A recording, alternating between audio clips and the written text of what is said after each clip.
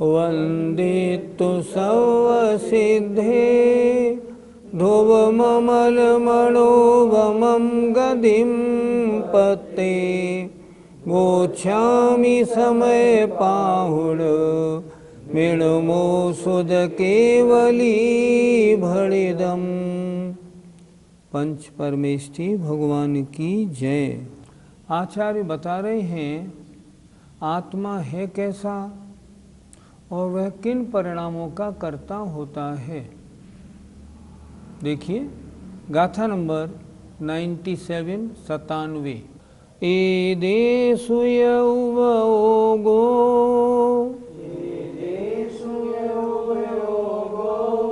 तिविहो शुद्धो निरंजनो भावो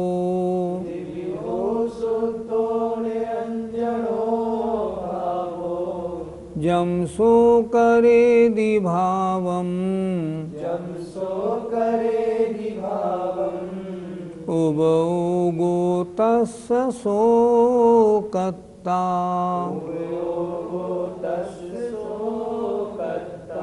बोलिए एदेषु यौवगो तिविहो शुद्धो निरंजनो भावो जम सो करेदि भावम उभौ गोतस्य शोकत्ता। एदेषु यौवगो तिविहो शुद्धो निरंजनो भावो जम सो करेदि भावम उभौ गोतस्य शोकत्ता। गाथा के अर्थ पर नजर डालते हैं। एदेषुय इन तीनों के निमित्त से, उभोगो आत्मा का उपयोग, तिविहो तीन प्रकार का होता है। क्या मतलब हुआ? मिथ्यात्व, अज्ञान और अविरति रूप। पहली जो ज्ञानशाला थी उसमें बताया था कि आत्मा का उपयोग कैसा रहता है। जब आत्मा संसारी अवस्था में अशुद्ध परिणमन करता है उस समय मिथ्यात्व, अविरति और अज्ञान रूप होता है।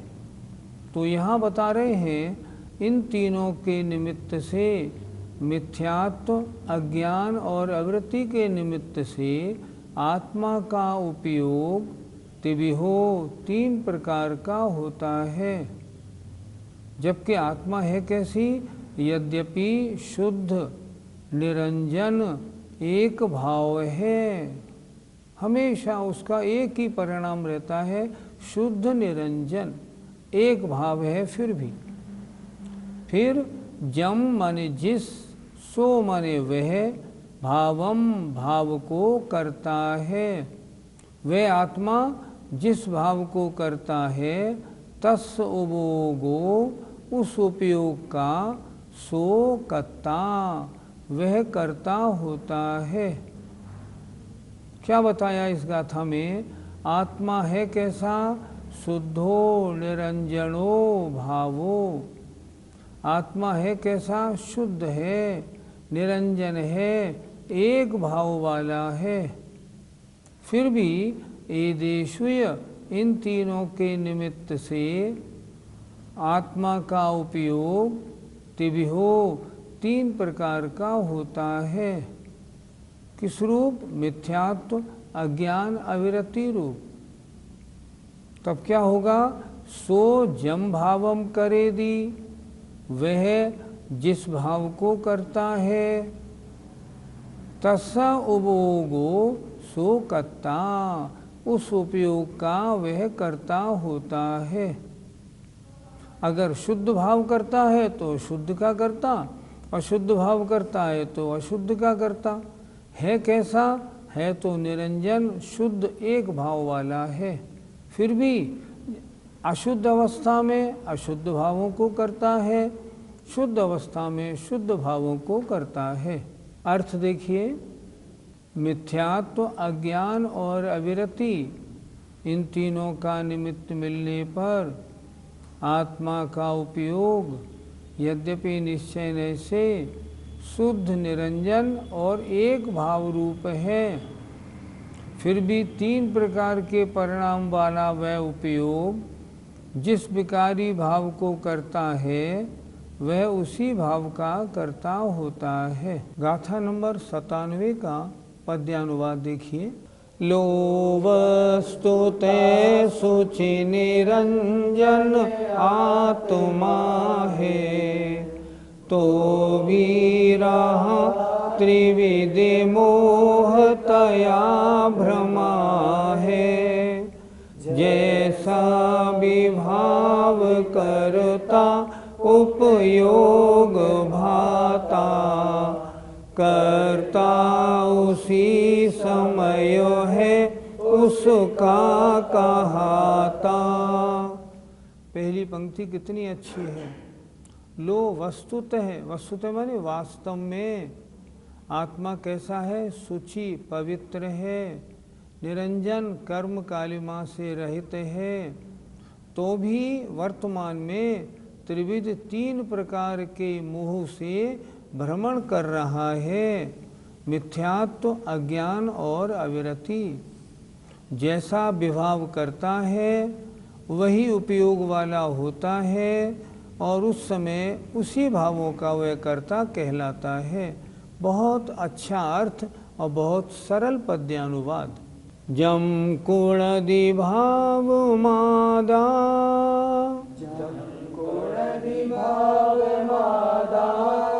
कर्ता सोहोदित भावस्य,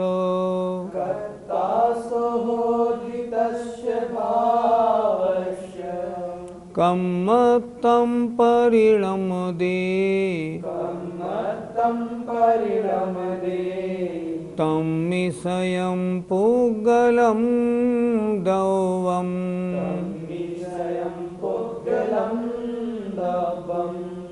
जम कुणदि भाव मादा, कर्ता सोहोदित भावस्य, कम्मत्तं परिणमदे, तं विषयं पुग्गलं दैवम्। जम कुणदि भाव मादा, कर्ता सोहोदित भावस्य, कम्मत्तं परिणमदे, तं विषयं पुग्गलं दैवम्। जम माने जिस, कुणदि माने करता है, भावम भाव को, आदा आत्मा। क्या कहा, जिस भाव को आत्मा करता है। कर्ता करता, सो माने वह होता है उस भाव का, अर्थात जिस भाव को आत्मा करता है उस भाव का वह कर्ता होता है। तो फिर क्या होता है, कम्मत्तम कर्म रूप से, परिणमदे परिणमित होता है, तम्मी उसके कर्ता होने पर, स्वयं माने अपने आप ही, पुद्गल द्रव्य, जैसा उसका परिणमन पुद्गल द्रव्य वैसा ही परिणमन करता है। शुभ परिणमन तो शुभ रूप, अशुभ परिणमन तो अशुभ रूप। फिर एक बार जरा देखें शुरू से। जम भावम आदा कुणदि, जिस भाव को आत्मा करता है, सो माने वह आत्मा, तस्य भावस्य उस भाव का कर्ता होता है। तब क्या होता है, तब नीचे आए चौथी पंक्ति, स्वयं माने तब स्वयं, पुद्गल द्रव्य उसके कर्ता होने पर कर्मरूप परिणमित होता है। जैसा कार्य वैसा पुद्गल का परिणमन। अगर कार्य शुभ है पुद्गल का परिणमन शुभ होगा, कार्य अशुभ है तो जो पुद्गल परिणमन कर्म जो बंधेंगे वो अशुभ बंधेंगे। इसलिए उन्होंने कहा इनमें से जिन भावों को आत्मा जब भी करता है तब उस समय उन भावों का कर्ता होता है। किनका? भावों का, कर्मों का नहीं। उन भावों का करता है, क्योंकि भाव आत्मा ने स्वयं परिणमन होके किए हैं। कर्म जो बने हैं वो तो पुद्गल का स्वयमेव परिणमन है। कर्मों का करने वाला आत्मा कभी नहीं होता। जब जिन भावों को वो करता है उन भावों का उस समय कर्ता होता है। आत्मा जिस भाव को करता है वह उस भाव का कर्ता होता है। उसके कर्ता होने पर पुद्गल द्रव्य स्वयं कर्म रूप परिणमित होता है। पंडित जी, शुद्धोपयोग से क्या लाभ है? अगर केवल ज्ञान प्राप्ति में कोई कारण है तो शुद्धोपयोग है। शुद्धोपयोगी जीव अगर श्रेणी में प्रवेश कर जाए और छपक श्रेणी में प्रवेश कर जाए तो 1 मिनट से कम समय में केवल ज्ञानी बन जाता है। शुद्धोपयोग से लाभ है, महान कर्मों की निर्जरा होती है। जितने अशुभ कर्म हैं सारे के सारे शुभ कर्म रूप परिणमन कर जाते हैं और वह आत्मा शीघ्र से शीघ्र केवल ज्ञानी बन जाता है।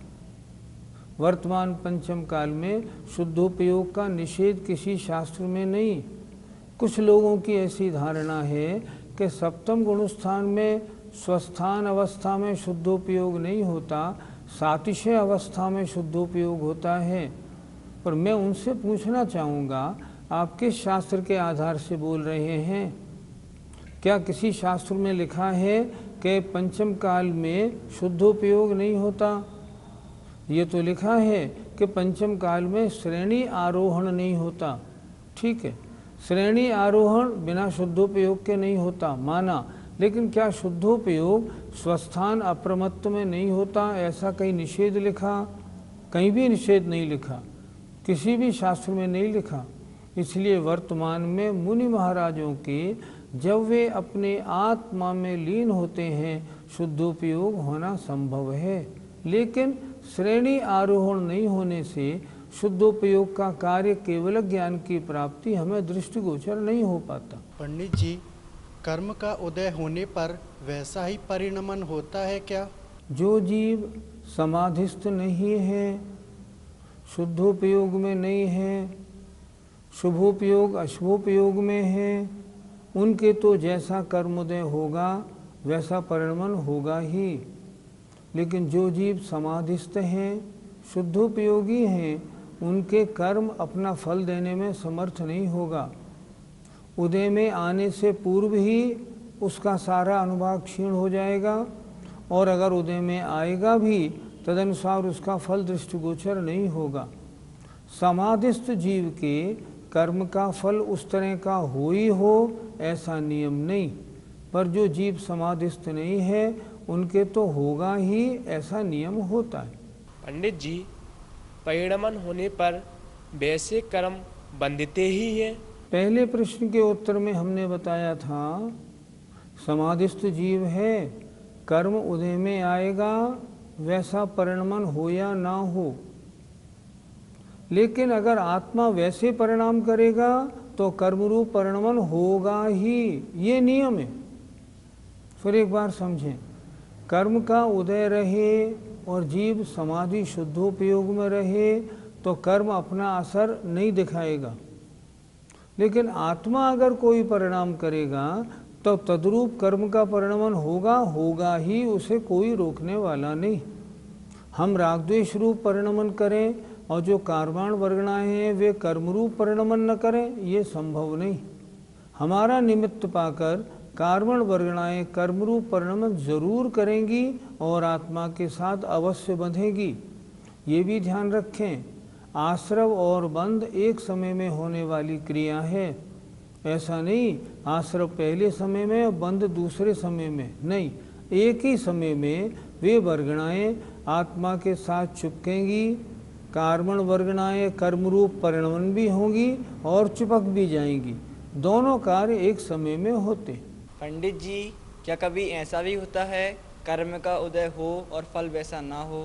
हम और आप सब गृहस्थी में घर में रहते हैं, हमारा क्रम है इतनी बार भोजन करना, इतनी बार पानी पीना, इतनी बार लैट्रिन बाथरूम जाना, पूरा हमारा क्रम चलता रहता है 24 घंटे।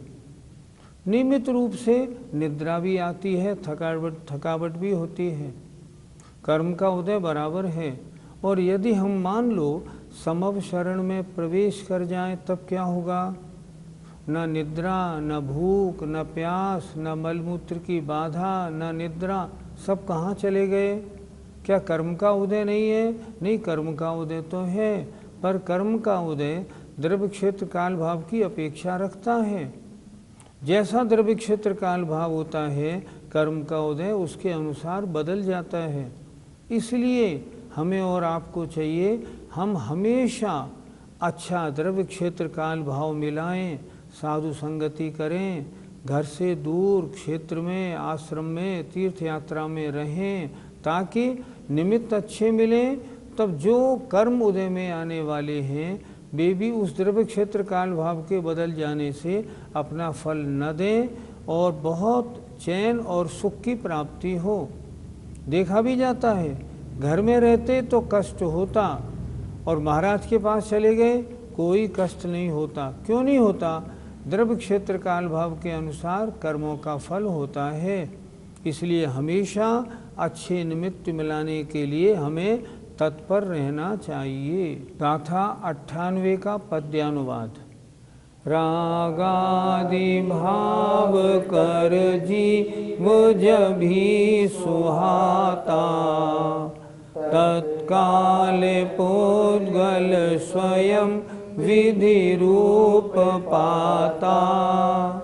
आकाश में रवि लसे फिर होए वर्षा, क्यों ना बने सुर धनु सहसा सहर्षा।